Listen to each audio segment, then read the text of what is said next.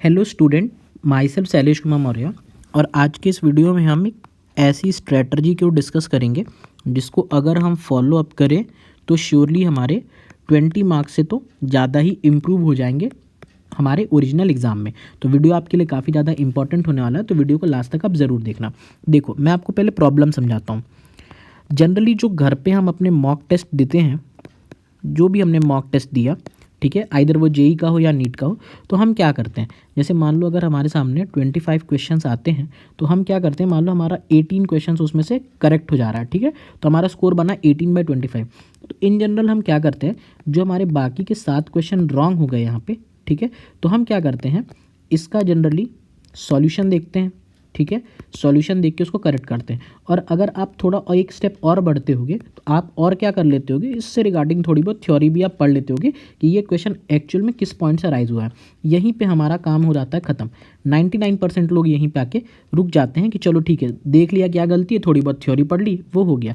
ये अप्रोच आपकी थोड़ी सी गलत है। अगर आपको अपने मार्क्स को बूस्ट करना है तो इसी अप्रोच में, इसी मॉक पेपर के अप्रोच में आपको थोड़ी सी चेंज लानी होगी। अब ध्यान से सुनिएगा कि आप क्या बदलाव करोगे कि आपके मार्क्स बढ़ जाएंगे। थोड़ा पेशेंस के साथ सुनना। मान लीजिए आप कोई एक टेस्ट पेपर को अटेम्प्ट कर रहे हैं, ठीक है, किसी भी टेस्ट पेपर को आप अटेम्प्ट कर रहे हैं। उसमें मैं कुछ क्वेश्चंस के नंबर लिख देता हूँ, जैसे क्वेश्चन 1, क्वेश्चन 2, क्वेश्चन 3, इस तरह से सो ऑन आपने चला, मान लो क्वेश्चन 12, क्वेश्चन 18, क्वेश्चन 25, इस तरह से मान लीजिए कुछ आपके उसके अंदर क्वेश्चंस प्रेजेंट हैं।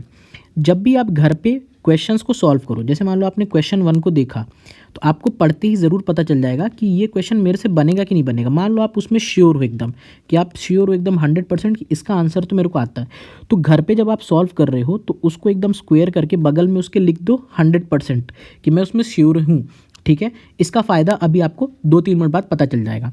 इसी तरह से मान लो आपने क्वेश्चन 2 किया, आप इसमें भी श्योर हो, तो आप बगल में ब्रैकेट में करके लिख दो श्योर हूँ कि मैं इसमें 100% मेरा एकदम सही हो ही जाएगा, ठीक है। अब मान लो आपने क्वेश्चन 3 को अटेम्प्ट किया, तो कई बार ऐसा होता है ना, एक कंडीशन बनती है कि मान लो हम 2 ऑप्शन को हम एलिमिनेट कर पा रहे हैं, बाकी 2 को एलिमिनेट नहीं कर पा रहे हैं, तो इस तरह की सिचुएशन में मैं इस क्वेश्चन में फंस गया, ठीक है। इस तरह से मान लो किसी और क्वेश्चन में आपने अटेम्प्ट किया, तो और क्या केस बन सकते हैं हमारे साथ। कई बार ऐसा होता है कि हम उसमें एकदम आप कह लो कि गैस वर्क मारते हैं, ठीक है, पूरा का पूरा गैस वर्क होता है। क्वेश्चन बहुत आसान होता है, हमें लगता है कि ये होना चाहिए, हम उसमें गैस वर्क मार देते हैं। इस तरह से तमाम आपकी क्या हो सकती हैं, कैटेगरी बन सकती हैं। अगर आप इस तरह से किसी पेपर को देखते हो तो किसी क्वेश्चन को देख के जो भी आपको फील आ रहा है, ठीक है ना, जो भी आप उस टाइम फील करो, आप श्योर हो 2 ऑप्शन एलिमिनेट कर पा रहे हो, गैस वर्क है, या आपको कभी कभी ऐसा भी होगा किसी क्वेश्चन में कि आपको लगता तो है कि इस अप्रोच से मैं चलूंगा तो मेरा आंसर आ जाएगा, हो सकता है आंसर सही भी हो या गलत हो जाए। इस तरह के कई बार भी हम फंसते हैं। तो जो भी आपको फील आ रहा है ना, आप उस क्वेश्चन के बगल में उसको क्या करो, यहाँ पे इस तरह से लिस्ट आउट कर दो कि हाँ, मैं इस पर्टिकुलर क्वेश्चन में ये फील करता हूँ, ठीक है। अब देखो इसका फ़ायदा क्या होगा। अब जैसे मान लो आपका पेपर 1 आपने दिया, आपका मॉक टेस्ट पेपर 1 था।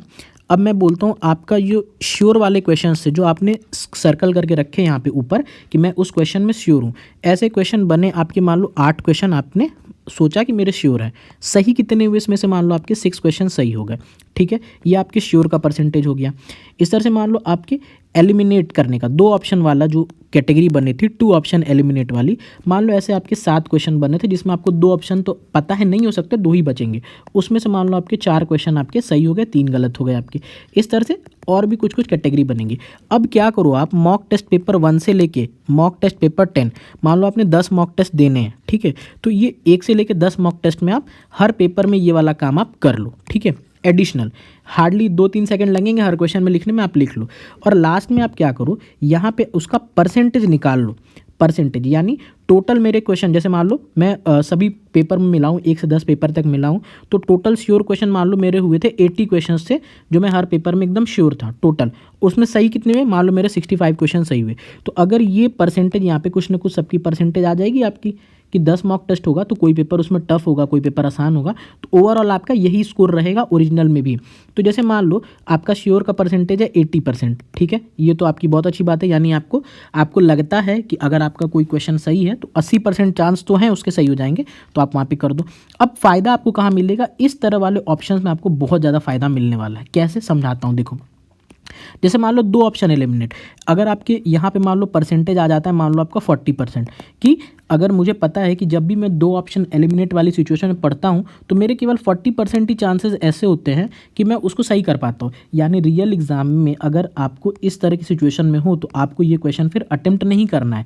लेकिन मान लो अगर आप इस सिचुएशन में पढ़ते हो और आपका ये वाला जो परसेंटेज है, मान लो ये आता है 70% या 75% आता है, कि 75% चांस ऐसे हो जाते हैं आपकी कि आप एकदम सही कर ले आते हो, तो ऑब्वियस ही बात है आपको रियल एग्जाम में यहाँ पे और ज़्यादा चांसेस लेने हैं, क्योंकि आपका ये परसेंटेज बहुत अच्छा रहा है। तो अगर आप इसमें प्रोसीड करोगे, अगर आपने मान लो 4 क्वेश्चन भी और खींचे इस पैटर्न पे और उसमें से 2 भी सही हो गए, तो आपका तो ओवरऑल फ़ायदा ही हो जाएगा।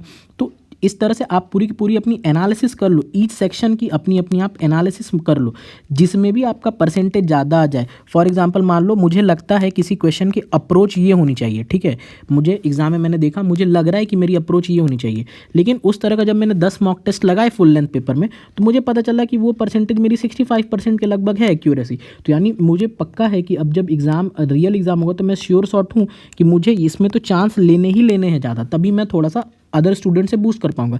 लेकिन यही अप्रोच वाली परसेंटेज मान लो आपकी थोड़ी ख़राब है, आपको लगता है आप सही कर रहे हो, लेकिन आपने देखा मैक्सिमम पेपर में आपके चांसेस ज़्यादा 35%, आप गलत ही कर जा रहे हो मैक्सिमम चांस, तो वहाँ पे आपको फिर इस क्वेश्चन में रिस्क नहीं लेना, आपको निगेटिव मार्किंग से वहाँ पे बच जाना है। तो अगर आप इस तरह से कैटेगराइज कर दोगे हर क्वेश्चंस को, और उसकी 10-15 मॉक टेस्ट देते ही हैं हम सभी लोग, तो उसको एक बार आप कैटेगराइज कर लो और उसकी परसेंटेज भी देख लो। तो अगर जिसकी भी परसेंटेज हाई हो तो उसमें आप ज़्यादा रिस्क ले लेना, और जिसकी परसेंटेज कम उसको कम कर देना। आप देखोगे कि आपका कुछ नहीं तो इसमें 15 to 20 मार्क्स आपका ईजिली इंक्रीज़ हो जाएगा, ठीक है। और इसका सबसे बड़ा एक और फ़ायदा ये होगा कि आप अपने आप की रियल एनालिसिस कर पाओगे, मतलब एग्ज़ाम के पहले आपको एग्जैक्टली पता होगा कि आप कहाँ पर स्टैंड कर रहे हो, कि आपके मार्क्स कितने आ रहे हैं, ठीक है। तो इस तरह के फ़ायदे हो जाएंगे। अगर ये वीडियो था, मुझे लगा कि मुझे इस तरह की स्ट्रैटेजी डिस्कस करनी चाहिए।